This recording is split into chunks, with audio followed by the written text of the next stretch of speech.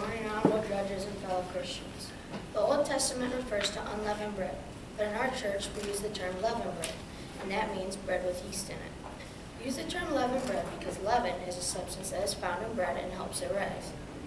We want to rise up and be like Christ, and if we are unleavened, it is hard to rise up and be like Christ.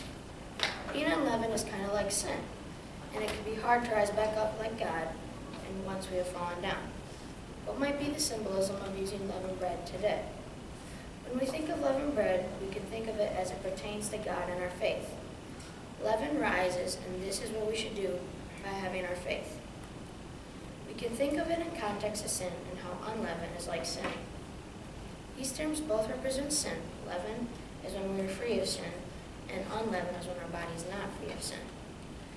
If we are strong in our faith and love for Jesus, we can rise like the leavened bread and become closer to God.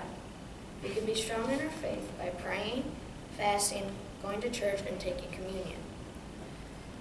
We can help others in our community as well as those in our everyday lives. For example, at school, we can look out for our classmates and treat everyone with respect and love. In the parable of John 6:35, it says, Jesus said to them, I am the bread of life, and he who comes to me shall never hunger, and he who believes in me shall never thirst.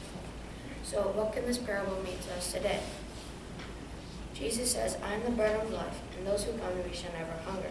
This could represent how we can either go to heaven with God or fall down with the devil. We can choose to rise or fall. The bread of life is the spiritual food needed by man. For example, having our faith in God and abiding by the 10 Commandments helps us maintain a spiritual life. Helping others and being kind to those we encounter in our everyday lives helps us gain the bread of life. How does bread symbolism carry into the church today? While they were eating, Jesus took the bread, said the blessing, broke it, gave it to his disciples, said, Take and eat, this is my body.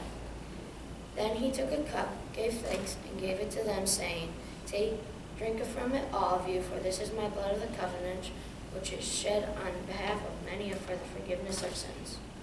The parable of the Last Supper helps remind us in communion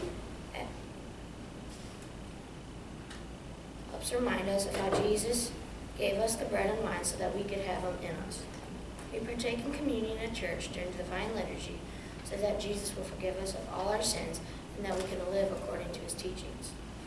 Bread is one of the most important symbolic aspects of the church and our faith because it is the bread and body of our Lord and Savior Jesus Christ. The bread is a reminder to us that Jesus gave his life for us so that we could live, and it is a reminder of how we should live our life.